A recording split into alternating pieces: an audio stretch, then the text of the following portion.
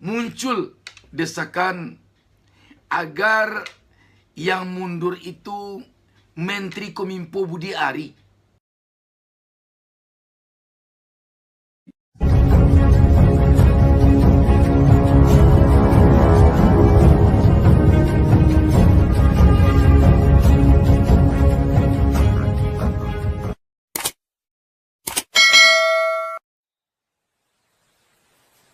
Jangan lupa subscribe. Jangan lupa subscribe. Assalamualaikum warahmatullahi wabarakatuh. Jumpa lagi dengan saya Bustami Narda, sahabat BN. Ketika seorang dirjen di Kementerian Kominfo mengundurkan diri gara-gara diretasnya Pusat Data Nasional, muncul desakan agar yang mundur itu Menteri Kominfo Budi Ari. Sebab dia yang paling bertanggung jawab. Ini bukan main-main, munculnya bukan dari orang biasa. Desakan ini munculnya dari Senayan, dari wakil rakyat di DPR RI. Saya akan bacakan beritanya pada kesempatan ini.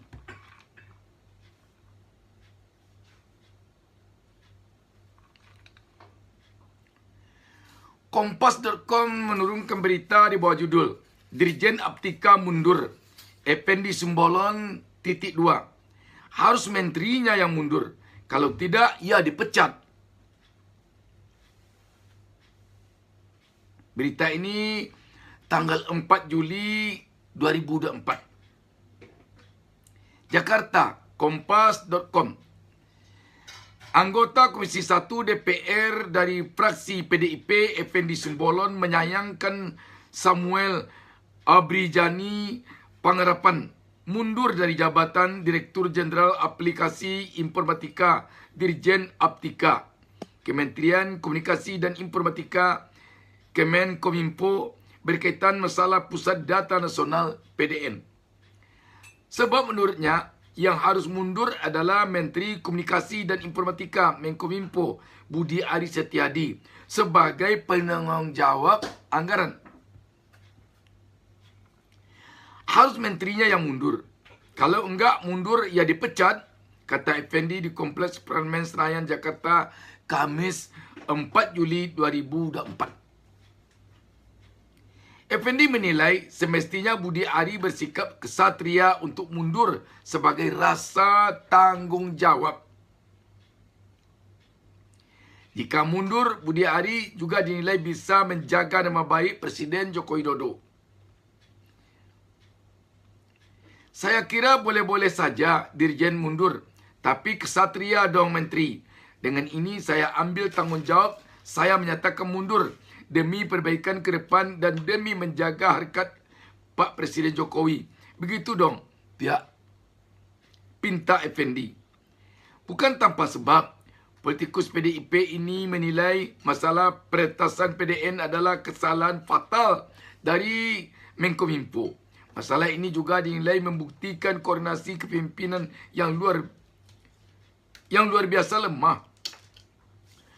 Oleh karena itu, Effendi menyarankan ke depan ada proses rekrutmen Menteri Kabinet melalui uji kelayakan dan kepatutan atau fit and proper test di DPR.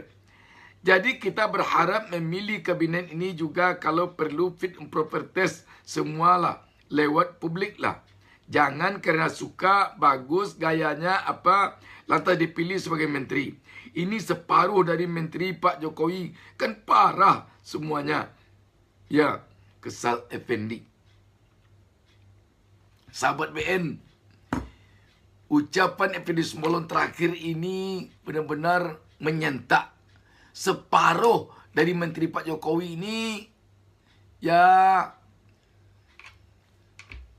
menyedihkan. Saya ulangi lagi membacanya karena ini sangat menarik kalimatnya terakhir ini. Ini separuh dari menteri Pak Jokowi, kan parah semua ya. Separuh dari menteri Jokowi ini menurut Effendi Simbolon parah. sahabat BN, memang terlihat bahwa pejabat yang diangkat semata-matanya karena kedekatan, semata-matanya karena dia telah memenangkan, semata-matanya karena dia itu ada hubungan kekerabatan, memang dapat kita lihat buktinya bahwa kerjanya sulit yang maksimal.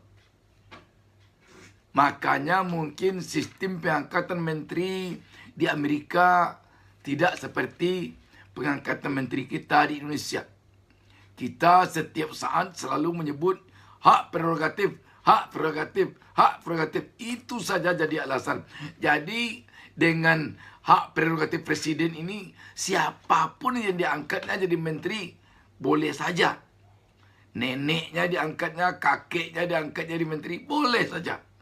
Karena itu hak prerogatif presiden. Tetapi kita kadang lupa juga bahwa yang membayar menteri yang diangkat berdasarkan hak prerogatif presiden itu bukan dia pribadi. Yang membayar gajinya rakyat. Ini kalau menterinya yang parah, seperti dikatakan Effendi Simbolon ini, yang menanggungkan akibatnya bukan presiden, yang menanggungkan akibatnya rakyat. Sia-sia rakyat menggaji seorang menteri dengan gaji yang sangat besar, dengan fasilitas yang sangat banyak, ketika dia tidak mampu berbuat untuk rakyat sesuai dengan tupoksinya, sesuai dengan tugas pokok dan fungsinya sebagai seorang menteri. Jadi dengan ini kelihatannya Effendi Simbolon meminta agar Budi Ari ini mundur. Kalau tidak mundur dia, agar Presiden Jokowi memecatnya. Diretasnya PDN ini benar-benar menghebohkan. Dan yang terkena imbasnya bukan satu Kementerian Kominfo. Yang terkena imbasnya ratusan instansi pemerintah. Kita melihat bagaimana hebohnya di imigrasi gara-gara ini. Sahabat PN, sekali lagi, ke depan walaupun menteri itu diangkat berdasarkan hak prerogatif presiden, tetapi seorang presiden yang dipilih langsung oleh rakyat, tentu dia hendaknya dia mengangkat menterinya tidak hanya berpedoman kepada kedekatannya dengan calon menteri itu, tidak berpedoman hanya semata-mata kerana calon menteri itu ada hubungan kekerabatan dengannya, tidak hanya sekedar calon menteri itu kemarin telah banyak berupaya untuk memenangkannya jadi presiden. Jangan itu hendaknya, tetapi kualitasnya harus hendaknya menjadi perhatian oleh presiden. Karena presiden harus ingat, menteri yang diangkatnya itu bukan pribadinya yang bayar gajinya, tapi rakyat. Sama juga dengan presiden. Presiden itu dipilih rakyat, presiden itu yang menggajinya rakyat. Gajinya bukan turun dari langit. Sahabat BN, banyak persoalan yang harus dibenahi di negeri ini ke depan. Dan semoga Presiden Prabowo dapat hendaknya membenahi ini. Karena harus kita akui, Indonesia 10 tahun terakhir ini benar-benar berada seperti di titik nadir dalam persoalan berbangsa dan bernegara. Demikian sahabat BN. Wassalamualaikum warahmatullahi wabarakatuh.